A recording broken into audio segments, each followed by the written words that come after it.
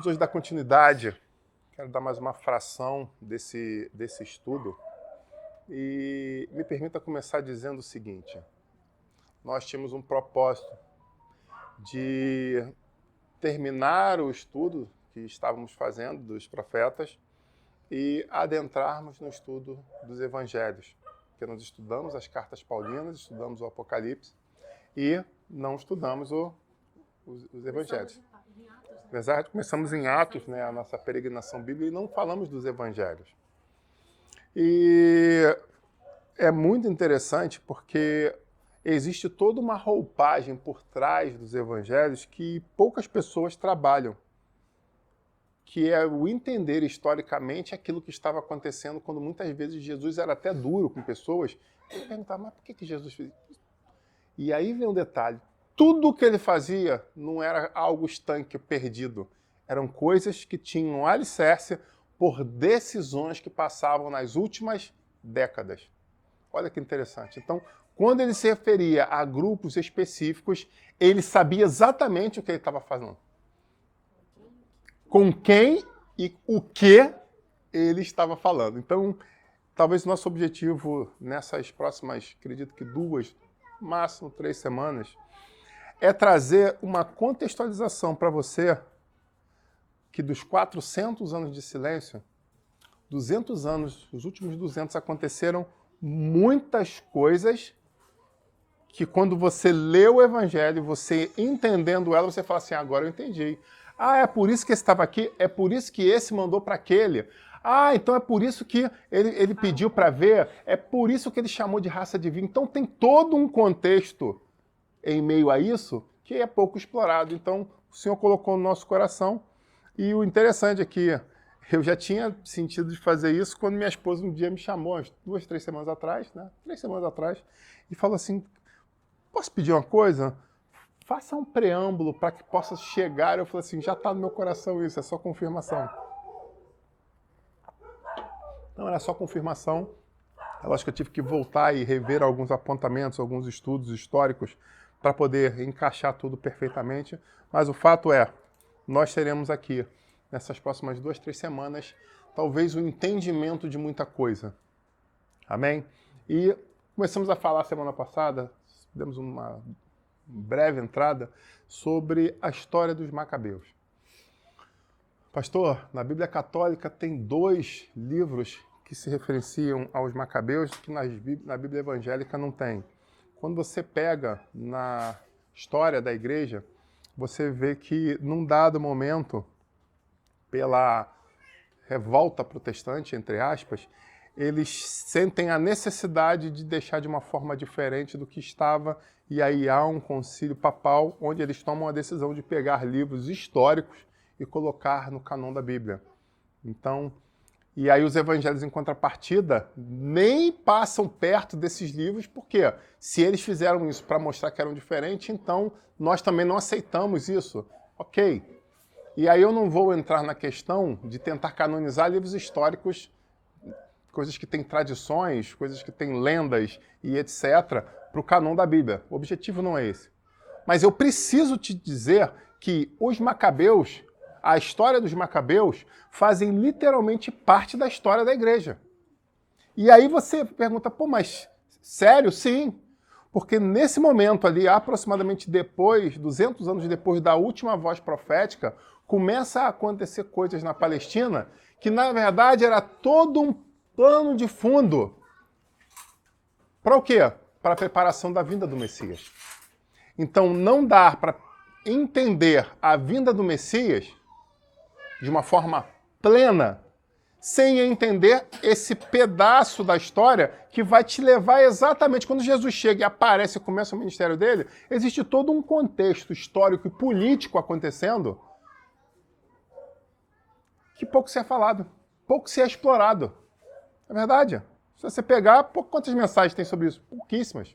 Poucas pessoas falam sobre isso.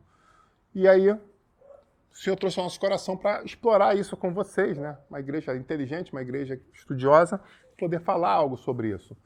Então, começa ali, como falei na última aula, houve a ascensão de Alexandre o Grande, houve a morte dele, posteriormente houve a divisão, né, do seu grande território dominado pelos seus generais, e agora você vê que o Israel, num dado momento, fica sobre a jurisdição da Seleucia.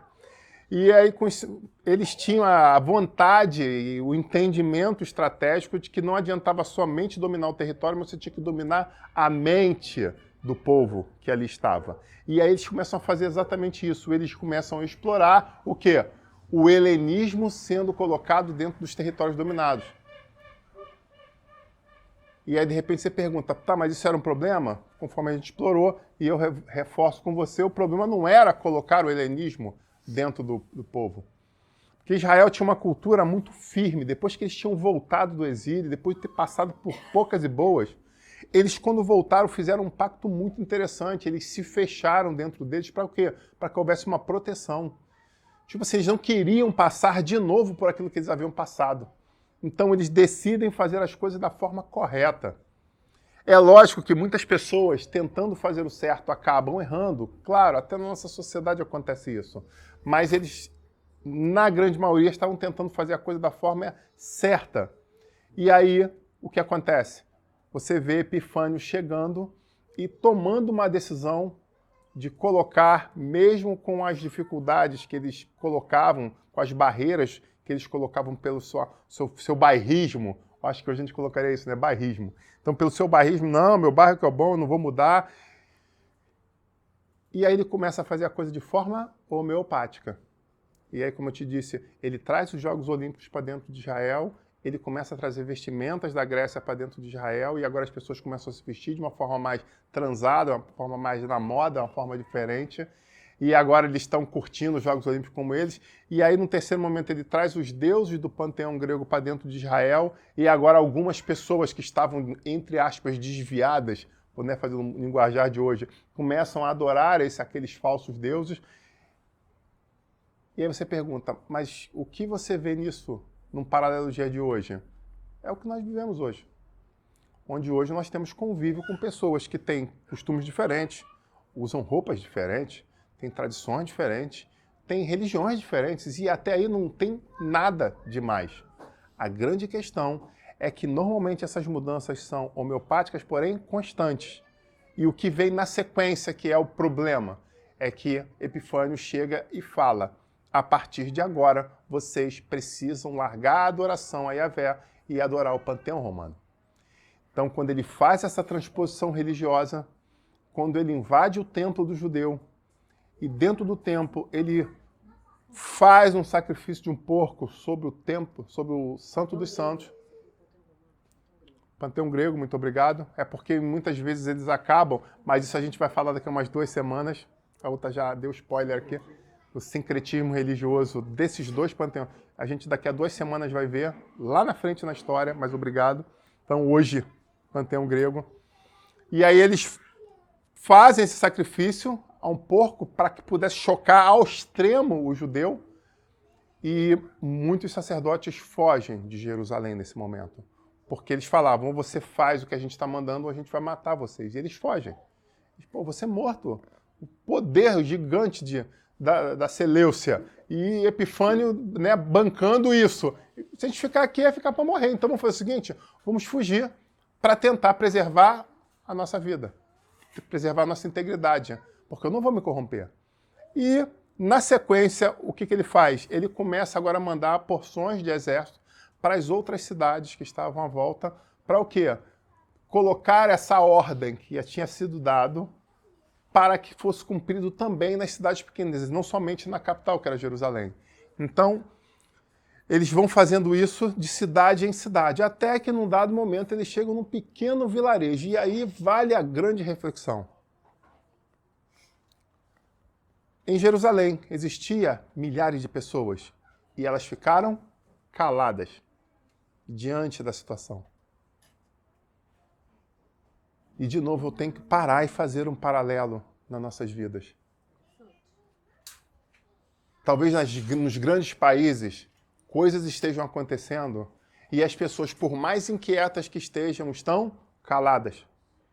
Às vezes em grandes igrejas, coisas horríveis e abomináveis estão acontecendo diante dos olhos e as pessoas estão caladas. Às vezes, Deus tem que usar aquilo que é pequenininho, como um modinho, para fazer com que as coisas aconteçam. Então, nunca menospreze o tamanho da sua igreja, o tamanho da sua cidade, o tamanho do teu bairro, o tamanho da tua família. Nunca faça isso. Porque o que nós temos aqui na história é que num pequeno lugar, diante do cumprimento de uma ordem, e aí vem uma outra reflexão muito interessante. Porque você pode falar, pastor, muitas pessoas colocam como o livro de Macabeus como uma revolta, uma rebelião. E foi isso que aconteceu? Foi. Foi exatamente isso que aconteceu. E olha que interessante. Algumas pessoas, quando eu já tive o prazer de atender algumas pessoas como analista, e trazer elas essa reflexão para que elas pudessem sair do lugar onde elas estavam. Como assim, pastor? Vou explicar para você. Às vezes algumas pessoas escorregam e vão cair dentro de um poço. Só que algumas pessoas caem 1 metro dentro do poço. Elas estão dentro do poço? Estão. Elas estão morrendo de medo? Talvez não. Porque quando ela olha para cima, o que ela vê? Luz. Ela vê chance. Ela imagina que do momento que ela está bem agarrada ali, com uma boa estratégia de rapé, de escalada, de parkour, ela vai sair dali. Ela ainda confia o quê? Na força dos braços dela. Então ela fala, pô, eu caí, beleza. Eu estou no buraco, beleza. Mas eu estou vendo a luz, ela está perto de mim. E eu sei que com as minhas forças e com um pouco de estratégia, eu consigo sair daqui. E o que acaba acontecendo com essas pessoas? Elas continuam dentro do buraco. Porque elas falam que a qualquer momento que elas quiserem, elas conseguem sair. Não, eu vou ficar aqui descansando só mais um pouco. Não vou ficar aqui, ó. Eu estou sentindo o ar puro, tá entrando ainda aqui dentro, mas elas estão dentro do buraco. E algumas outras pessoas caem dentro desse poço, mas elas acabam caindo 5 metros abaixo. E aí a essas começa a dar um certo desespero. Mas se você parar para pensar que esse poço às vezes tem 20 metros de profundidade, tem pessoas que caem muito fundo. Mas tem algumas que às vezes estão a 18, 19 metros de profundidade. Quando olham para cima, só vem um pequeno facho de luz. Quando olham para baixo, vem a negritude e não sabe aonde que aquilo pode chegar. Eu já caí muito, eu já me machuquei muito, mas eu consegui parar no meio, num lugar. Que lugar é esse? Um lugar de escuridão. Mas acredite, muitas dessas pessoas só conseguem sair dali quando elas chegam ao fundo do poço. Porque enquanto ela está ali a 19 dos 20 metros, olhando para baixo e é tudo breu, ela não sabe até onde ela pode ir. Mas quando a pessoa cai no último e mete o pé no charco, no molhado, ou na lama, depende do tipo de poço que a gente esteja falando, que ela chega e fala assim, cara, daqui eu não consigo passar. Então agora que eu já vi aonde eu me meti, eu agora vou começar a pensar em como posso sair daqui. Então às vezes tem pessoas com 1, com 10, com 19 metros, que estão numa situação muito pior do que aquela que já botou o pé, já encharcou o pé. Porque aquela fala, cara, se eu ficar aqui, eu vou morrer de pneumonia, animais peçonhentos podem me pegar, eu preciso mudar de vida. E quando a gente para olhar pela sociedade, a gente vê que exatamente acontece isso. Muitas vezes, quando você olha para dentro das igrejas, você vê a igreja é lugar de ex. Por que falam isso? Porque esses ex já chegaram certo momento da sua história no fundo do poço e viram que não querem ficar lá. Então elas chegam, chega aqui, meu amigo, foi o limite, eu preciso mudar. E assim elas começam a buscar a escalada de retorno. Israel estava passando por vários pontos e as pessoas estavam o quê? Negociando com aquilo. O cara quer botar jogo olímpico aí? Deixa pra lá, cara. Quem quiser correr, corre. Quem quiser nadar, nada. Quem quiser saltar, salta. É problema deles. Entende? É problema deles. Eles estão fazendo o que eles querem da vida deles. Estão agora usando roupa engraçada. Cara, é problema deles. Vocês estão pintando o cabelo. Coisa interessante que uma amiga minha passou na Suíça. Suíça ou Suécia? Esqueci agora qual dos dois. Né? E ela estava na casa de tios dela que moravam lá, foi passar uma temporada lá para estudar música. E um belo dia ela tá andando em punk com aqueles cabelos espetados na rua, né? O movimento punk, ela é forte, né? Nos países nórdicos. E ela olhou aquilo, né? Verde, azul, metrô e... Cara, nego cheio de brinco no lábio. E ela falou assim, cara, é possível, a sensação que eu tenho é que ninguém olha nem pro lado, cara. Aí ela falou, cara, vou fazer uma experiência. Sim, na época era relevante aqui. E ela falou assim, cara, um belo dia ela saiu, foi no salão, pintou o cabelo de verde canetinha. Aí ela falou que chegar em casa, aí saiu na rua. Tá, foi pro estádio, foi pra escola de música e tal. Ninguém falou nada. Ela falou, cara, não é possível, cara. Ninguém aqui nem liga mesmo. Porque E chegou em casa. Cabeça verde, canetinha, né? Oi, tudo bem, não sei o que tal. E os tios, primos, não sei o que tal. Ela olhou e falou assim, Adriano, nem em casa me perguntaram, pintou o cabelo por... Traduzindo, as pessoas já estavam anestesiadas a um ponto onde você vai falar assim, não, era o direito do próximo, então eles não querem se envolver. Ok, eu entendo esse ponto de vista, mas nesse ponto de vista há um grande perigo. Por quê? Porque foi homeopaticamente acontecendo as coisas. Foi acontecendo as transformações. Aonde que eles gritaram e se entraram em desespero? Quando eles botaram o pé no fundo do poço. Ali eles acordaram. Quando ele chegou e falou assim, ok, tudo bem, beleza, agora o que era permitido, agora se torna obrigatório. Aí eles entraram em desespero. Agora vamos gritar, vamos pular, Já era. Porque todo um contexto já havia construído, muitas pessoas já haviam abraçado aquilo como sendo o certo. Muitas pessoas com a cabeça mais fraca já tinham sido levadas. E estavam praticando aquelas coisas, que talvez até mesmo não concordasse plenamente, mas tá todo mundo fazendo, não tem nada demais. E muitas vezes é assim, nas grandes sociedades, nos grandes bairros, nos grandes shoppings, nas grandes igrejas. Muitas grandes igrejas estão deixando a coisa assim, o importante é que quando olham para mim, para minha esposa, eu dou testemunho. Agora, se querem dar, deixa pra lá. Muito difícil. Não é à toa que dizem que uma das profissões mais difíceis da atualidade é literalmente ser líder religioso. Não é à toa. Bom, continuando. Quando eles chegam em Modi'in, eles fazem como já haviam feito em várias cidades. A partir de agora, o decreto de Epifânio IV é que vocês façam um altar de adoração e comecem a adorar e segreguem, agora termine a adoração a Yahvé como único Deus e comece a adorar o panteão grego e a Epifânio, propriamente dito. E eles faziam um altar e faziam com que fizessem sacrifício sobre esse altar para oficializar que aquelas pessoas estavam o quê? De acordo, traduzindo, já havia se corrompido a liderança religiosa daquele lugar. E aí vem o interessante, porque em Modi'in não foi diferente. Diante da ameaça dos soldados, nós vamos matar os sacerdotes. E um dos sacerdotes chega e fala, cara, tudo bem, não tem nada demais. Eu vou fazer. Eu faço o sacrifício. E aquele sacerdote começa a preparar o altar, fazer tudo ali. E as pessoas estavam como? Caladas. As pessoas estavam como? Inertes. As pessoas estavam como? Anestesiadas. E é isso que é interessante. Quantas vezes você já viu as coisas na sua vida que você fala assim, cara, não é possível, ninguém está vendo. Ninguém vai falar, você olha para o lado, ninguém vai falar nada. Quantas vezes nós passamos por isso? Quantas vezes nós vemos isso? Diversas. Por diversas vezes nós passamos por histórias como essa. E o engraçado é que muitas vezes você vai ver que quem vai tomar uma atitude é de onde menos se espera.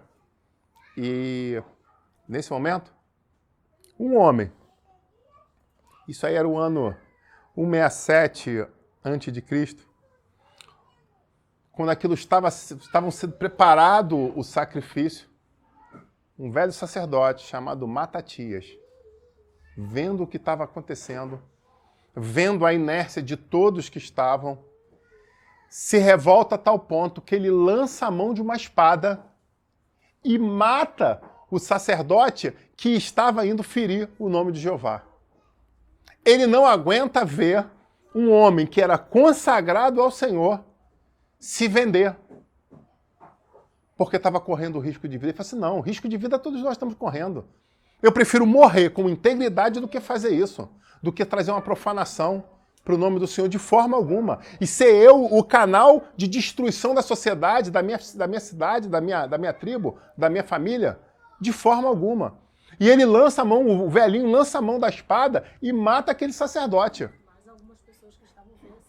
Só que o que ele faz? Ele mata aquele sacerdote e o que iria acontecer com ele na sequência? Pergunto eu para você. O que ia acontecer? Pergunto eu. É claro que os soldados iam pegar e iam matar ele. Era o óbvio. Então, o que ele faz? E aí vem uma grande lição para a igreja. Se é para você fazer, faça. E se é para fazer, faça direito. Porque tem gente que se defronta com situações espirituais do inferno, do mal, e até guerreiam inicialmente. Mas quando ele começa a gritar um pouco mais alto, o que faz? Se acua. Aquele homem matou aquele sacerdote que ia profanar o nome de Jeová, o nome de Yahvé. E o que ele faz na sequência? Eu posso morrer, mas como tem uma gíria que diz aí, eu vou morrer atirando. Não tem, não. Eu posso cair, mas eu vou cair atirando. Não é uma gíria que o pessoal fala aí, né, nos bastidores das guerras. E ele fez exatamente isso. Ele pegou a espada dele, o coroinha, e partiu para cima dos soldados. Quando ele toma essa decisão, quando ele toma essa atitude, olha um para a cara do outro, tipo assim, caraca, ele matou o sacerdote, agora ele está correndo na direção do soldado. Para começar, o que acontece? Ele tinha 5 filhos, os filhos dele, os soldados vão matar ele. O que os filhos fazem? Lançam a mão da espada e saem para proteger o pai. E aí agora os 6 estão guerreando contra o soldado. O rei do povo fala, o cara defendeu a moral, a índole da cidade de Yahvé. Os filhos estão defendendo. Não, o que acontece? Aí sim, muitas pessoas que estavam com isso entalados, não estavam descendo, resolvem tomar uma decisão. Tipo assim, se o exército vier aqui, vai matar a cidade, vai destruir a cidade. Então, quer saber uma coisa? Então vamos ter dignidade. Já que a gente não concorda com esse decreto bizarro de Epifânio, e agora, tipo assim, agora já era mesmo, já vamos matar toda a cidade, vamos tacar fogo em tudo, vamos pegar arma. Então vamos guerrear, vamos acabar com esse soldado aí. E assim eles matam os soldados que tinham vindo para oficializar aquela situação, aquela aberração. Só que eu te falei, era somente uma pequena cidade. Essa informação começa a ir para a vizinhança. E aí o que acontece? Pessoas que estavam mudas diante da situação, cara, não é possível, os caras em Motim não aceitou e a gente tá... Não. E aí o que acontece? Por causa da atitude daquele velhinho, daquele coroinha, daquele velho sacerdote, várias pessoas começam, não é possível. Se ele teve coragem, não é possível, a gente está falando... E aí começa a ver revoltas. E aí começa a haver revolta nas cidades vizinhas. E aí agora quando vai ver, as pessoas começam a se juntar. Eu também não concordei. E aí eles começam a fazer o quê? Eles começam a fazer um grupamento de rebelião. E agora eles começam de cidade em cidade, ajudando ao quê? A libertar aquelas pessoas que estavam caladas. E de movimento de guerrilha em movimento de guerrilha, o exército dele foi crescendo. E o exército foi crescendo. E a quantidade de pessoas que sabiam, tipo assim, se a gente parar agora, vamos levantar a bandeira branca, o que vai acontecer com a gente? A gente vai morrer. O Império Seleucida é gigante. E vocês, quem viu o Papo Reto, eu pedi até para botar, não, papo não, na introdução, eu pedi para botar até inclusive um mapa, né? Posso até pedir, eu chego até pro lado, pedir para a esposa, eu falei que nem previsão do tempo, bota o mapa aí depois para o pessoal poder ver em casa, na edição. Tamanho do território. O maior território dominado era literalmente da Seleucida. Então, a grande parte do exército de Alexandre estava exatamente nesse território. Então ele já sabe, tipo assim, agora vamos matar a gente, mas a gente vai morrer com dignidade. E agora começou a aumentar a quantidade de pessoas que não estavam aceitando aquilo, a ponto deles chegarem e falar assim, vamos fazer o seguinte, vamos pagar para ver, como diz na gíria. Vamos pagar para ver. Sabe o que a gente vai fazer? A gente vai limpar a moral do nosso Deus, porque brincaram com o Deus vivo. Humilharam quando eles mexeram na casa do Senhor. E lembrando que a gente já viu aqui que o judeu tinha um carinho todo especial pelo templo. E agora eles vão e invadem. Olha só que, a ponto que chega a coisa. Eles invadem a Jerusalém. E agora aqueles homens estão tomando a frente em Jerusalém. Eles estão invadindo Jerusalém. E o mais interessante, sabe o que é? Que eles venceram. Eles conseguiram oprimir a guarnição de exército que estava ali. E no ano de 164 a.C., 3 anos depois da profanação do templo, então tudo isso foi acontecendo. 3 anos depois, o decreto valendo ainda, o templo profanado, as pessoas em Jerusalém, muitos se curvando, agora o exército macabeu chega, dos macabeus chega. Só que agora não estava mais à frente o pai. Quem agora estava à frente, ele colocou o filho mais velho à frente, que era Judas Macabeu. Então o sacerdote Matatias, o velhinho, fez o levante, né? Tomou a decisão. Mas ele não tinha forças, então ele falou, meu filho, agora está contigo.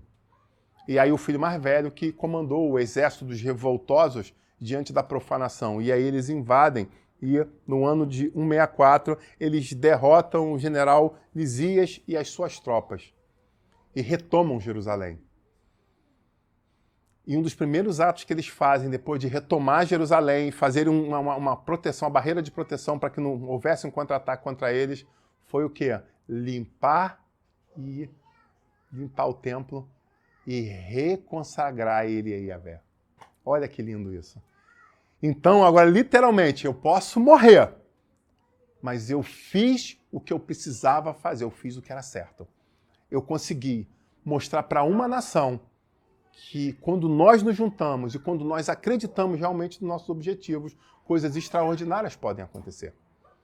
Então eu me pergunto, por que não trazer uma história real para que nós, protestantes, possamos entender isso? Então foi exatamente isso que a história nos conta. Aquele povo retoma Jerusalém, limpa o templo e agora o templo volta mais uma vez à adoração a Yahvé. E assim continua a acontecer. E eu chamo agora vocês, num paralelo a isso, a refletir sobre a sua vida. O que nós estamos fazendo dos nossos dias? Será que nós estamos levando uma vida que a gente aceita tudo? Será que a gente está tendo uma vida inerte? Hoje eu vivi uma coisa no serviço muito interessante. Quando alguém trouxe um questionamento operacional sobre uma manobra específica, e eu falei, poxa, o que você está falando tem coesão. Vamos levar a... Não, eu já perdi a vontade de levar questionamentos à frente. Mas você está falando, tem razão. Não, eu sei que eu tenho razão. Eu só queria que você concordasse comigo que eu tenho razão. Aí eu... Tipo assim, o que você vai ganhar com isso? Ir para casa, triste, chateado, mas sabendo que eu tenho razão. Aí eu falei, desculpa, esse aí não sou eu. Eu vou fazer o seguinte, eu vou pegar a sua razão, e vou levar a quem de direito, eu vou levar o questionamento para que as pessoas possam ouvir aquilo que você viu e que você tem razão. Porque se não for levado à frente, uma coisa eu sei, nunca vai haver mudança. E é interessante isso ter acontecido exatamente hoje, onde eu estava estudando, me preparando para ministrar essa aula para vocês. Então eu falei assim, muito obrigado. Muito obrigado, porque é uma situação real do meu cotidiano, onde eu vi uma pessoa declarar, não, eu só queria saber, eu só queria que alguém... E eu imagino quantas pessoas em Jerusalém conversavam nos bastidores. Isso é um absurdo. Isso não podia, cara. Não, lá em casa eu estou fazendo diferente. Lá em casa eu estou adorando ao Senhor. Eu dobro meu joelho, clamo ao Senhor. Estou jejuando para não aceitar isso, para não... Tá, mas você viu ali que o pessoal, os teus tios, teus primos, tá tudo... Não, aí é com eles, deixa para lá. É com eles, não vou me meter não. O importante é que eu estou aqui com as minhas emoções guardadas, preservadas, eu não vou me vender não. Não, também não vou me vender não, beleza. E eu fico me perguntando quantas pessoas estavam assim, quando saía literalmente sorrindo para tudo que estava acontecendo, mas por dentro se corroendo, se comendo. Porque a grande realidade é que quando você vê uma situação como essa, que você sabe que você tem razão, meu amigo, primeira coisa, para dormir é quase impossível. Porque tu bota a cabeça no travesseiro, parece que tu tá botando a cabeça na pedra. Porque a tua cabeça fica igual ventoinha de computador, quando a CPU tá acelerada, fica aquele... o ventiladorzinho da CPU tá ligada. Quando teu computador tá fazendo isso é porque o processador dele, ó, tá trabalhando a milhão e tá tentando esfriar o processador para ele não queimar. Então a sensação que você bota na cabeça, você chega a escutar o barulho da ventoinha, né? Não é verdade? Cara, e a cabeça pensando milhões de coisas. Quem nunca passou por isso? Então, ai. Quem não está passando por isso? Talvez seja a melhor pergunta, né? Quem não está passando por isso? Então essa foi a primeira reflexão que eu trouxe em cima dessa história. A segunda reflexão que eu trouxe, muitos soldados do exército seleucida morreram nessa guerra. Mas por quê? Porque eles acreditavam que o que eles estavam fazendo era o melhor. Quantas pessoas estão sendo enganadas? Eles saíram da casa deles e foram para um território longínquo para subjugar um outro povo. Só que aquelas pessoas, num dado momento, acordaram. E buscaram, guerrearam pelas suas casas, pela sua moral, pela sua família, pelas suas tradições. Mas o fato é, hoje, muitos homens não vão voltar para casa. Gente que saiu de casa hoje, de repente, fazendo plano de curtir, de fazer, de acontecer, não vai voltar para casa. Aí você vai falar assim, poxa, pastor, mas tem muita gente morrendo de Covid. Tem muita gente morrendo de muita coisa, mas tudo se chama Covid. Então tem muita gente morrendo desse negócio múltiplo que se chama Covid. Mas são pessoas que estão perdendo ar, que estão sentindo febre, que estão se sentindo mal, que estão sentindo a inquietação, que estão indo para um hospital, que estão piorando, que estão sendo entubadas e que depois não voltam. Você está entendendo a grande diferença disso? A primeira delas é porque não é a opção. Mas a segunda, talvez mais importante, é que existe tempo para repensar a vida, para se arrepender e pedir perdão. Aqueles homens saíram das suas casas, se aparamentaram para as suas guerras.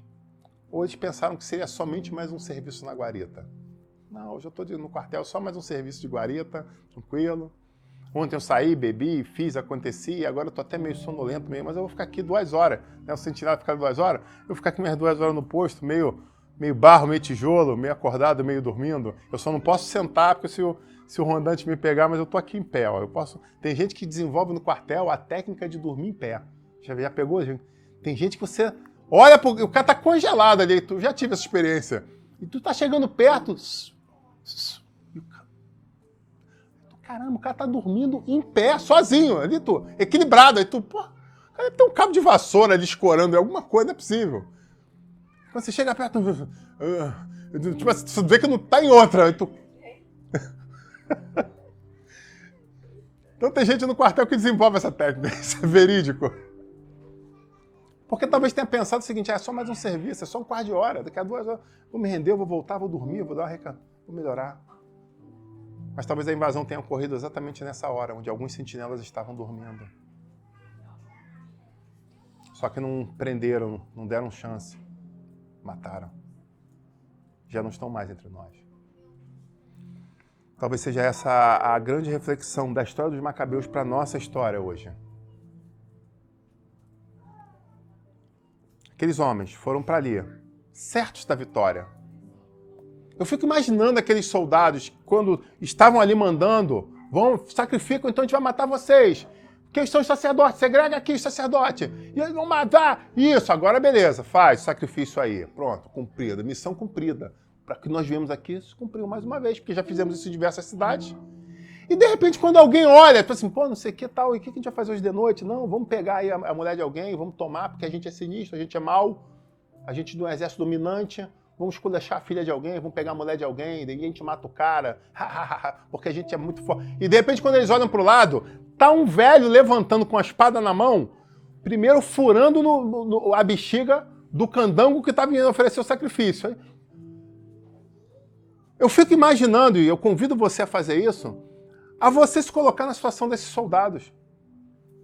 Caramba, velho maluco, cara. Vou matar esse velho, mas não vou matar ele, não vou matar ele a família dele toda. Que aí é exemplo, a gente mata a família dele toda é exemplo. Só que quando eles menos esperam, aquele velho que tinha furado o bucho do outro, pega a sua espada ainda ensanguentada e começa a correr na direção deles. A gente, caramba, pronto, agora esse velho vai querer brigar com a gente, soldado experiente. Só que quando eles olham para o lado, agora tem 5 jovens que também lançam mão das suas espadas, das suas lanças, e começam a correr. E eu imagino que nesse momento ele fala assim, pronto, a gente já mata logo a família toda, que mata o velho, os filhos, tá tudo beleza, e é um exemplo para todos. Só que as atitudes deles fizeram com que todo o povo acordasse. E agora muita gente estava lançando mão de ancinho, de facão, de katana, de lanças, de porretes.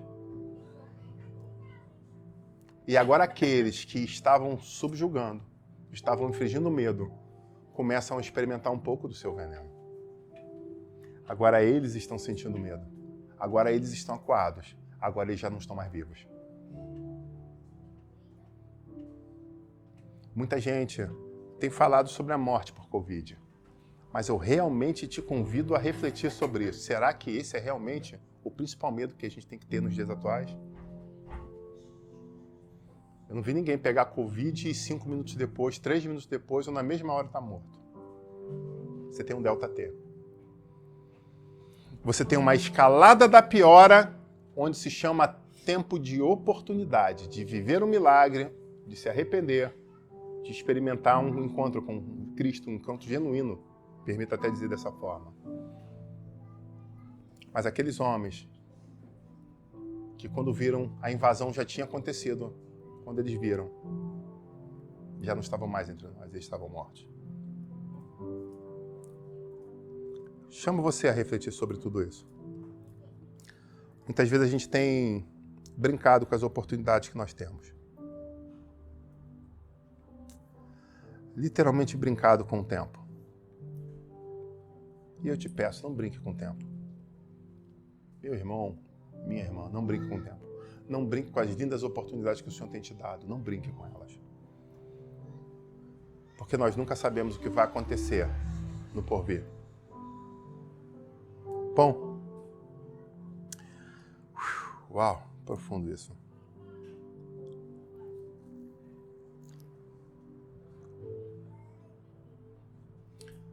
Depois da atitude desse homem, dos seus 5 filhos e daquela pequena cidade, a coisa continuou se descortinando de uma forma linda. Talvez não tão romântica, talvez não tão poética, mas onde muitos e muitas pessoas foram acordando dia após dia, tomando decisões de mudar a história da sua vida. Às vezes tem horas que você tem que fazer coisas que não são nem tão bonitas, que não são românticas, mas são decisões que precisam ser tomadas. Ah, tem gente que, poxa... Eu lembro há 1000 anos atrás, em outro milênio, quando eu fui ao cinema com um objetivo totalmente difuso, em Madureira, era jovenzinho, fazendo 2º grau. E eu tinha uma namorada e eu estava, como o pessoal diz, aí, dando um balão apagado nela, né? Então eu tinha uma menina que queria sair comigo, só que eu não podia ser visto publicamente com ela. Então eu falei assim, vamos fazer o seguinte, você quer realmente? Vamos marcar no cinema, lá em Madureira. E aí a gente se pega lá dentro. Porque antigamente a gente se pegava no cinema e se encher de beijo. Hoje em dia, se pegar, o pessoal fica até Passaram-se os anos, as coisas mudaram. Se pegar nessa época, era poder dar um monte de beijinho na boca, abraço, né, amasso, nas cadeiras do cinema que não levantava nem o braço, né? Os braços de madeira ficavam ali fixos. Hoje em dia não tem cinema que levanta o braço e tinha o camarada da lanterninha, que ficava ali, ó, vistoriando ali, ó. Igual os polícia do cinema, tinha polícia do cinema. Né? Que aquele casal que se empolgava um pouco mais, já vinha a lanterna ali.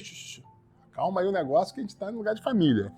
Então eu falei, pô, vou dar um balão apaga, vou dar uns beijinhos nesse pessoal que quer experimentar os lábios desse que vos falo. Então, solteiro na época, então vou lá ajudar mais uma vida, né, que estava carente, solitária, vou fazer esse...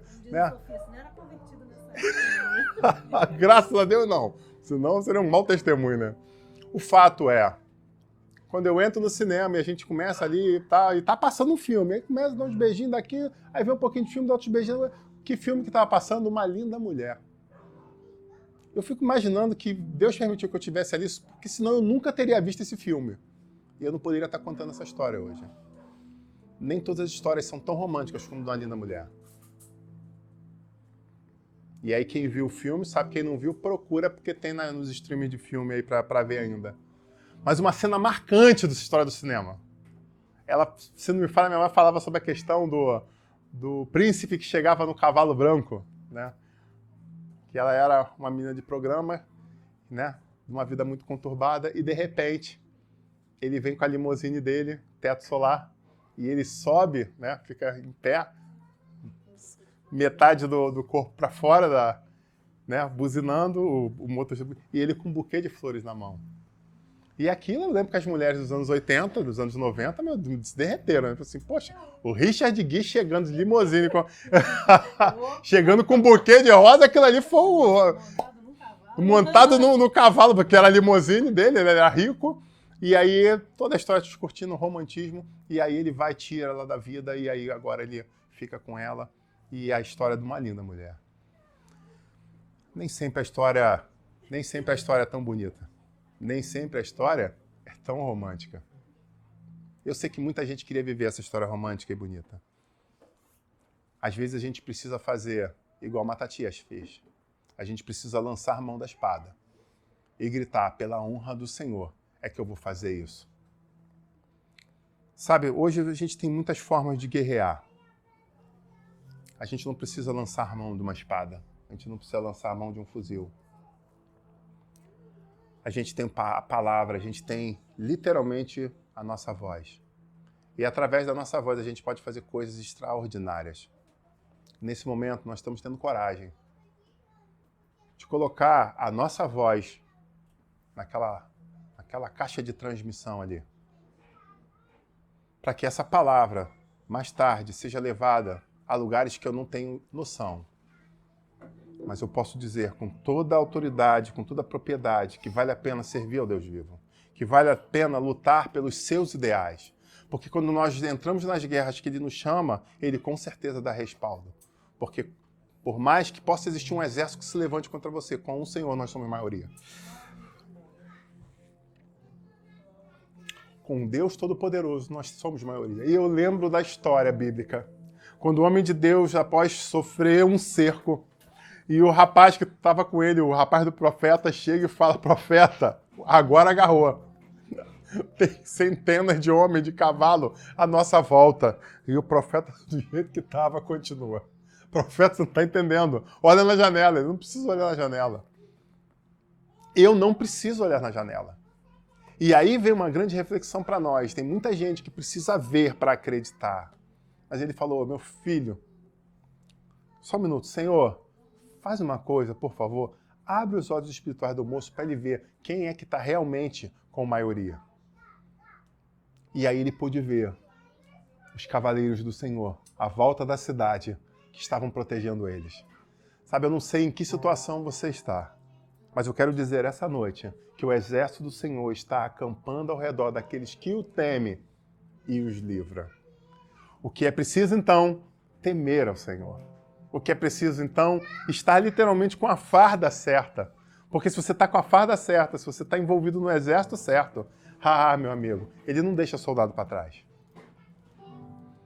Israel, depois de 3 anos de profanação, volta a uma nova história. Agora, os macabeus tomam a frente daquela nação. Mas vocês pensam que o grande Império Seleucida ia deixar isso barato? Pergunto eu para você. Isso não é o filme de Maria da Mulher. Tem o dia seguinte da história. E no dia seguinte, ou melhor, tempo depois, exatamente acontece o quê? Uma fração de exército. Em 163, Lisíadas derrotou Judas em Bet-Zacarias e fez um cerco em Jerusalém. A pergunta é, o que aconteceu? Misteriosamente, ele começa a passar por um revés histórico. E por causa desse revés, o que ele faz? Ele vê que ele não ia ter como continuar o cerco a Jerusalém. Ele precisava mover, precisava atacar outras frentes, porque você lembra que muitas coisas aconteciam no território do Medo, muitas guerras. Então eles estão ali mantendo posição. Cara, esse negócio está demorando, não está dando certo. Vamos fazer o seguinte? Vamos levantar a bandeira de paz e vamos pedir um acordo. E o que eles fazem exatamente? Ele prometeu retirar as forças sírias, devolveu a liberdade religiosa e política à nação de Israel e anulou o decreto de paganização que imperava sobre a nação. Traduzindo, eu fico imaginando se eles imaginavam, me permitam a redundância, ela é controlada nesse momento, se eles acreditavam que eles conseguiriam ir contra aquele exército.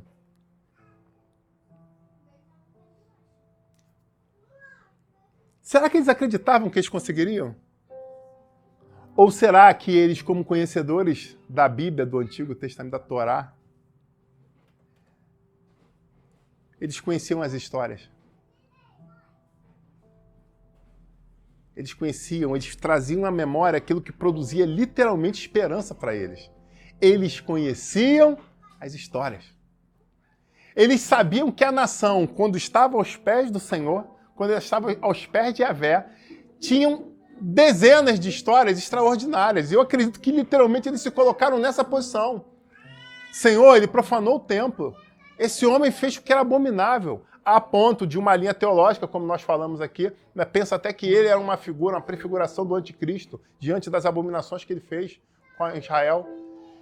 E aí você pergunta, eu fico literalmente imaginando ali eles falando, Senhor, olha o que esse homem fez. Agora eles vão voltar contra a gente. Nós vamos manter a posição, porque a gente estudou aqui nessa igreja.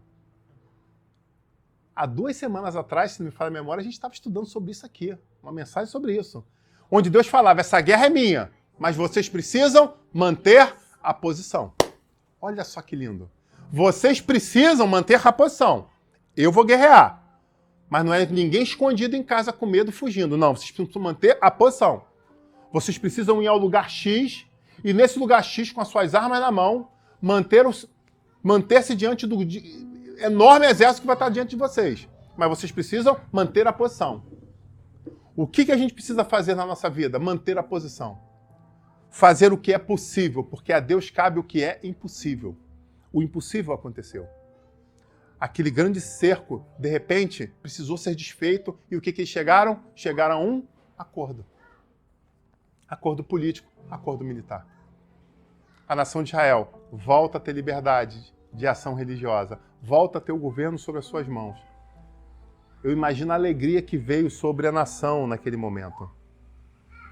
Só tem uma coisa interessante, que eu chamo você a refletir para a gente terminar por hoje, semana 9 em ponto, semana que vem a gente continua. Em 157, Jonatas foi declarado sumo sacerdote e líder religioso. Aí eu pergunto para você, era previsto ele ser declarado sumo sacerdote?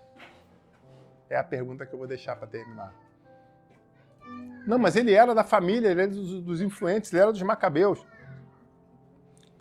Como eu te disse, Israel tinha regras muito específicas.